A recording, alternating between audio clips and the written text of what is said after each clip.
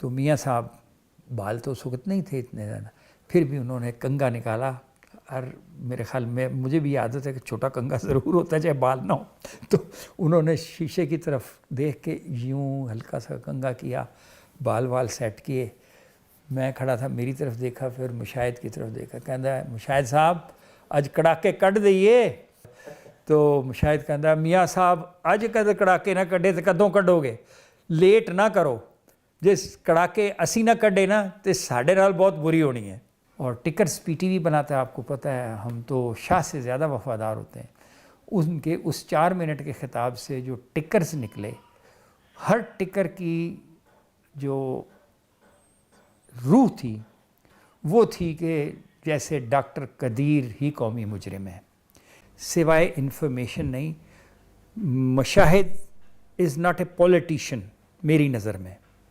وہ پولیٹیشین سے ابو چیز ہے۔ قمر زمان قاہرہ پولیٹیشین بھی ہے اور ایک اچھا انسان بھی ہے، مشاہد بھی دوستوں کا دوست ہے، قمر زمان بھی دوستوں کا دوست ہے، لیکن جو فن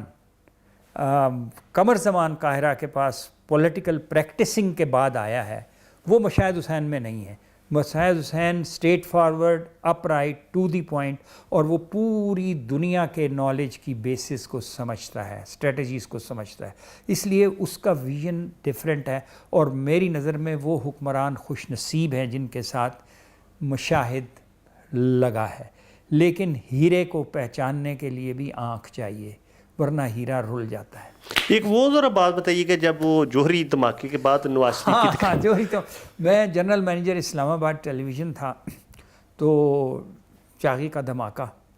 پاکستان کا جوابی، تو نواز شریف کا خطاب تھا، تو جنرل مینیجر پیوٹل پرسن ہوتا ہے، تو نواز شریف، مشاہد حسین اور دوسرے بڑے لوگ گروپ کی شکل میں آئے، تو جنرل مینیجر کے کمرے میں، اور وہ جو اسلام آباد ٹیلی ویژن کے جنرل مینیجر کا کمرہ ہی پروٹوکول روم بھی ہے، بڑا کمرہ ہے، ایک سائڈ پہ ٹیبل آفس لگی ہوئی ہے، باقی سب وی آئی پیز بیٹھتے ہیں، تو سب بیٹھ کے چائے وائے پلیزنٹریز کے بعد اب تقریر کے لیے جانا تھا، انتظامات اسٹوڈیو میں تھے، تو وی آئی پی پروٹوکول کا تقاضا ہے کہ جنرل مینیجر ہی ساتھ موو کرتا ہے اور باقی اسٹاف نہیں ہوتا، ایم ڈی ہوتا ہے، تو ایم ڈی بھی صاحب بھی تھے ساتھ، میں بھی تھا، ہم دونوں نواز شریف کو لے کے چلے، تو ایم ڈی اندر جا کے اسٹوڈیو میں ارینجمنٹ دیکھ رہے تھے، میں میک اپ روم میں لے گیا، تو مشاہد میں اور نواز شریف صاحب تھے۔ مجھے اچھی طرح یاد ہے کہ میک اپ جو پفنگ وغیرہ ہو گئی تو وہ شیشہ دیوار پہ لگا تھا اسی کمرے میں، تو میاں صاحب بال تو اس وقت نہیں تھے اتنے زیادہ، پھر بھی انہوں نے کنگا نکالا،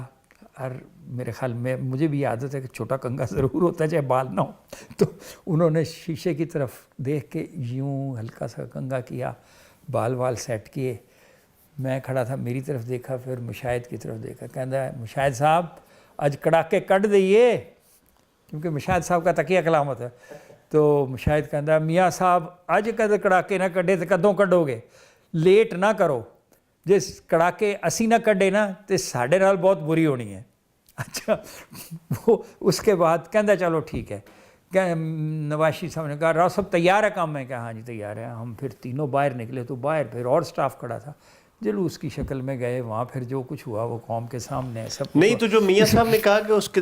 وہ بتائیں نا ذرا، کہ میاں صاحب نے کہا کہ ساڈے نا وہ کڑاکے کٹ دیں۔ نہیں، وہ ٹھیک نہیں، بہت سی چیزیں کیمرے کے سامنے اچھی نہیں رہتی۔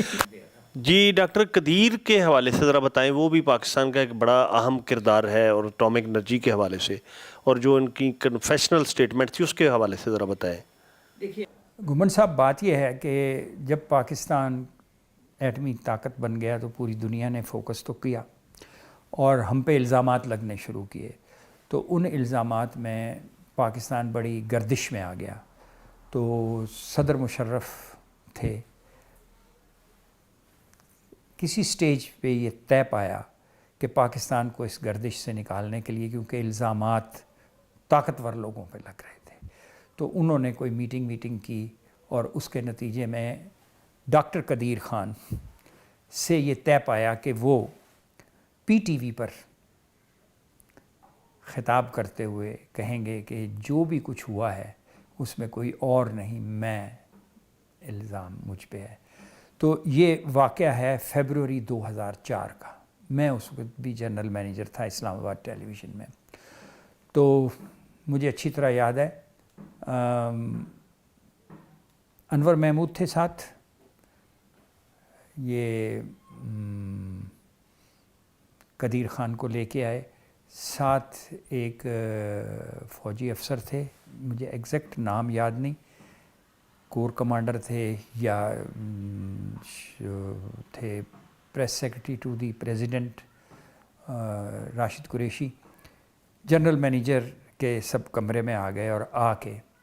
انہوں نے چائے کا کپ بھی نہیں پیا، تو ڈاکٹر قدیر خان کا منہ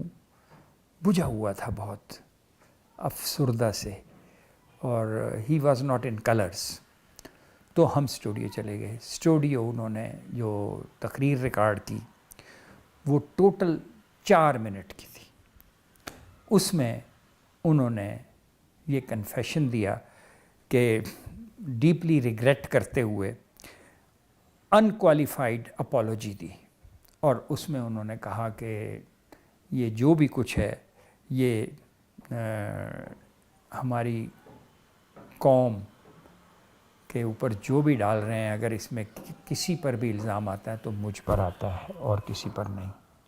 اور اس طرح کا انہوں نے کوئی اسٹیٹمنٹ دیا جو ریکارڈ پہ موجود ہے۔ آپ کہیں گے تو میرے پاس وہ پیس اب بھی پڑا ہوا ہے میرے ریکارڈ میں۔ تو جب واپس آ کے کمرے میں بیٹھے تو وہ تو دنیا بھر کی ایک بریکنگ نیوز تھی، ٹکرز چل رہے تھے نیچے، اور ٹکرز پی ٹی وی بناتا ہے، آپ کو پتہ ہے ہم تو شاہ سے زیادہ وفادار ہوتے ہیں۔ ان کے اس 4 منٹ کے خطاب سے جو ٹکرز نکلے، ہر ٹکر کی جو روح تھی وہ تھی کہ جیسے ڈاکٹر قدیر ہی قومی مجرم ہے۔ جا کے بیٹھے، انہوں نے دیکھا تو جو ٹکر جب 1-2 پڑھے تو ڈاکٹر قدیر کے چہرے پہ اور زیادہ تناؤ آیا اور بہت ہی ڈسٹربنس۔ تو اس نے مجھے یاد ہے ایک فقرہ کہا کہ یہ دیکھیں میں نے سب کچھ کہہ دیا ہے، تو یہ نیچے کیا چلا رہے ہیں آپ؟ جو میں نے کہا ہے اس تک ہی رہیں، اس میں سے یہ نئی چیزیں نکال کے یہ کیوں چلا رہے ہیں؟ یہ بہت زیادتی ہے۔ ان کا یہ جو تھا اشارہ، اس کو تھوڑا سا آنر کیا گیا۔ پھر ہم نے وہ جو جرنلسٹ کے اندر کے وہ حص ہے، اس میں سے وہ جو کاٹ تھی وہ نکال کے اس کو فارمل سا، جیسے اس کے الفاظ تھے انہی کے انداز میں چلایا گیا۔ تو ڈاکٹر قدیر جب وہاں سے جا رہے تھے تو بالکل یوں لگ رہا تھا کہ جیسے ڈاکٹر قدیر ہمارے ساتھ نہیں ہیں، he was somewhere else in thoughts, اور نہ کوئی ہاتھ میں گرم جوشی تھی۔ ان کو خدا حافظ کیا تو جیسے ایک آدمی، شکست خوردہ آدمی کہیں سے جا رہا ہو اور ناکردہ گناہ کی سزا قبول کر کے خوشی سے جا رہا ہو، تو اس کو اس کی باڈی لینگویج میں اسی طرح ایکسپلین کر سکتا ہوں۔ بہت شکریہ راؤ صاحب، بہت سی چیزیں رہ گئی ہیں، تو اس کا مطلب یہ ہے کہ زندگی ابھی باقی ہے، اور کسی انشاءاللہ اگلی نشست پہ ہم مزید گفتگو کریں گے۔ آپ کا بہت شکریہ، اور آپ سے مل کے بہت اچھا لگا۔ آپ ہمارے بزرگ بھی ہیں، دوست بھی ہیں، اور ایک میڈیا کی بڑی امپریسو پرسنالٹی بھی ہیں، تو بہت شکریہ۔ تھینک یو ویری مچ، بہت عنایت آپ کی۔